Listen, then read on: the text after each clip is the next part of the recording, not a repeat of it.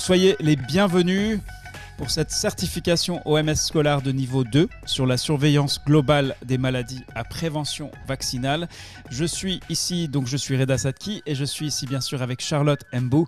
Avant la présentation des experts sujets de l'OMS, Charlotte, comment ça va?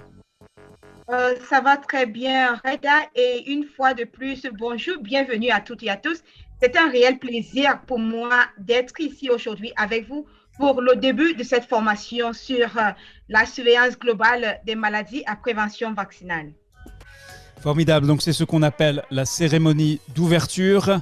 Et donc, pour lancer cette première séance de la certification, un premier rappel sur à quel point votre rôle est essentiel pour garantir un système de surveillance de haute qualité et durable des maladies à prévention vaccinale. Donc avec nous sont un certain nombre d'experts sujets, dont Anna Minta.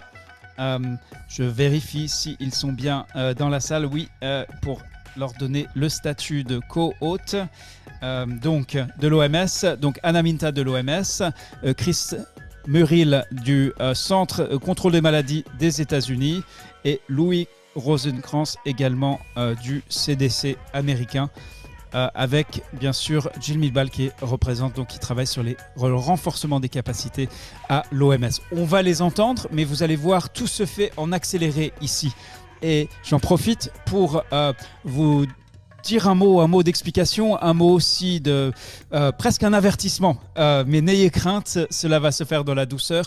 Il s'agit d'une pédagogie où tout est en accéléré. D'habitude, pour ceux qui connaissent les formations scolaires, cela se fait en 4, 6, voire 8 semaines. Et là, cela va se faire en moins de 2 semaines. Donc tenez-vous bien. Et vous allez voir que tout repose sur la confrontation entre une ligne directrice, donc en fait une stratégie globale, c'est le terme officiel, de l'OMS pour la surveillance, et votre expérience et votre expertise. Donc l'expérience et l'expertise que vous avez là où vous travaillez. Donc c'est la confrontation entre les deux, d'où va jaillir non pas seulement la connaissance, mais le savoir-faire et la pratique, la mise en pratique. Donc vous étiez 275 à déposer votre candidature pour cette formation et vous êtes en fin de compte 126 à avoir été sélectionnés par l'Organisation mondiale de la santé. Donc moins de la moitié a été admis. Donc soyez conscients que si vous représentez votre pays, vous voyez, il y a 3 pays qui ont 4, on peut dire, qui ont des contingents importants. Mais il y a de nombreux pays où vous êtes le seul ou la seule représentante de votre pays. Soyez conscients de l'enjeu. Il y a énormément de formations en ligne de nos jours. Et la plupart, il suffit d'assister à des présentations sur Zoom et on reçoit un certificat.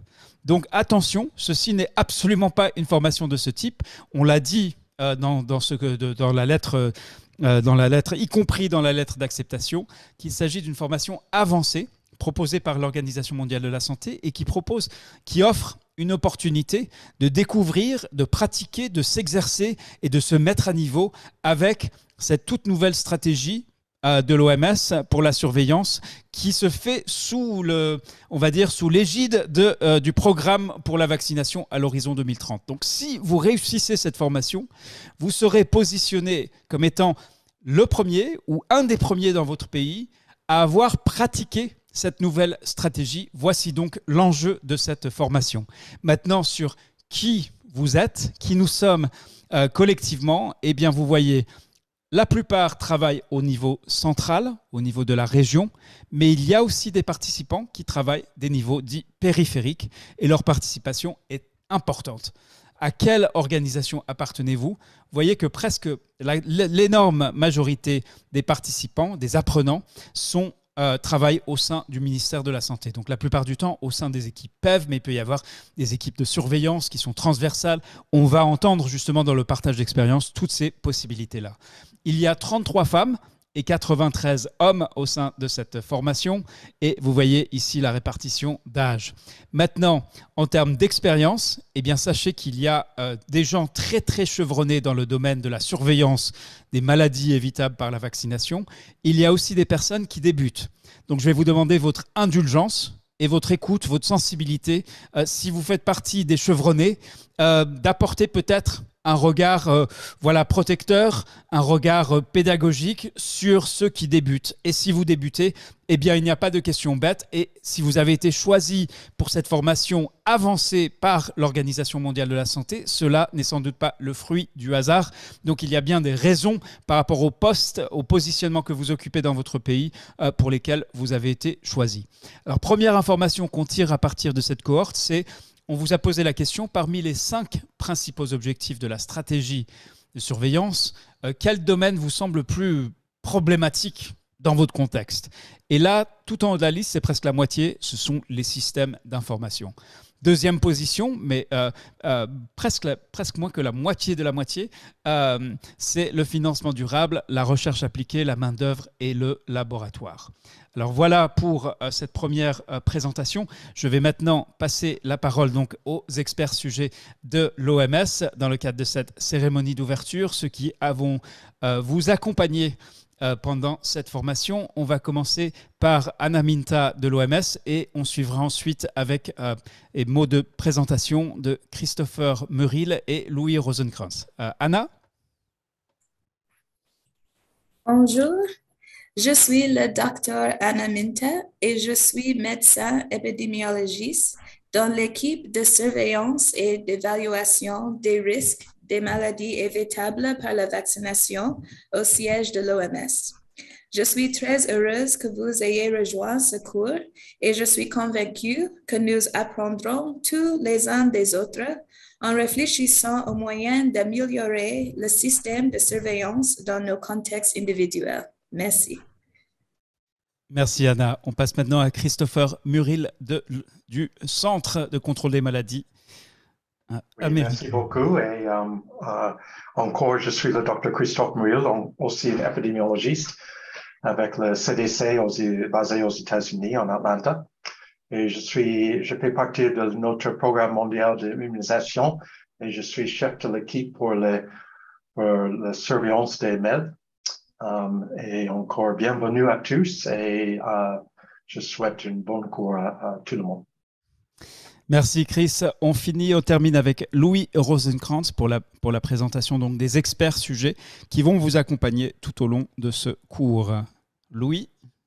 Oui, merci. Je suis Dr Louis Rosenkrantz, épidémiologiste avec le CDC Atlanta, dans la même équipe surveillance du MEV avec Dr Chris. Merci. Ok, merci à tous les trois. Alors, je vais quand même vous poser une question. Vous avez entendu donc l'exposé des participants. Qui sont les apprenants de cette formation? Quand vous voyez autant de pays différents, autant de niveaux d'expérience différents, quel pour vous est l'enjeu de ce cours? Quelle différence, on va commencer par Anna, quelle différence est-ce que cette formation peut faire pour les individus qui vont la réussir et par extension pour les pays? Quel est l'enjeu aujourd'hui avec cette nouvelle stratégie? Anna? Oh. Alors, oui. Ah, ok. D'accord, bonjour. Cette formation est très bien pour tout le monde avec beaucoup de niveaux d'expérience parce qu'on va voir les expériences de tout le monde et on va discuter quel est le moyen d'améliorer la surveillance dans notre contexte. Très bien, merci Anna. Alors on repart cette fois-ci avec donc la question qui s'impose, et elle est toute simple. Que dois-je faire en tant qu'apprenant pour réussir cette formation? Donc un premier avertissement, si vous avez lu attentivement votre lettre d'acceptation, vous avez déjà vu ces 4 messages. La première chose, c'est qu'il s'agit d'une formation d'un niveau avancé et qui utilise une méthode accélérée. Cela veut dire concrètement, surtout pour ceux qui ont déjà fait une formation scolaire ou plusieurs, la plupart du temps, ce sont des formations sur 4 ou 6 ou 8 semaines. Et là, on va tout faire en moins de 2 semaines. Donc tout va être condensé et vous êtes seul responsable. Ça, c'est le niveau avancé de la formation qui appelle cette démarche d'assurer votre présence aux horaires requis, de prendre connaissance pour ensuite respecter les délais dans tous les travaux qui sont exigés de vous. Je l'ai dit, il y a une floraison de cours en ligne, de formations de toutes sortes. Là, vous avez été sélectionné par l'Organisation mondiale de la santé pour celle-ci. Et celle-ci a un enjeu de taille, c'est la surveillance des maladies évitables par la vaccination dans votre pays. Vous êtes les premiers, c'est la première et ce sera peut-être la seule cohorte qui va travailler ensemble là-dessus. Vous allez être uniquement positionné dans votre pays pour avoir pratiqué, utilisé cette nouvelle stratégie avant pratiquement toute autre personne. Et cela veut dire aussi un niveau de rigueur, y compris dans le cadre de la revue par les pairs, ce qui veut dire qu'aucune prolongation ne sera accordée. Donc pour être très très concret, les activités d'apprentissage vont se diviser en deux sortes d'activités. Il y a comme aujourd'hui le travail de groupe où on va partager son expérience et vous serez amené à le faire dans le cadre de la plénière, donc dans la salle où tout le monde est réuni. Et aussi au-delà du partage d'expérience, à travailler pour résoudre en groupe des problèmes concrets, des problèmes que vous avez vous-même décrits dans le cadre de votre dossier de candidature. Donc, les expériences et les problèmes sont tirés de votre expérience à vous. Ça, c'est pour le travail de groupe. Après, la finalité de la formation, ce n'est pas de discuter. La finalité de la formation, c'est donc de produire quelque chose de concret qui, si vous le faites bien, sera utile dans votre travail quotidien dans le cadre de vos responsabilités en matière de surveillance.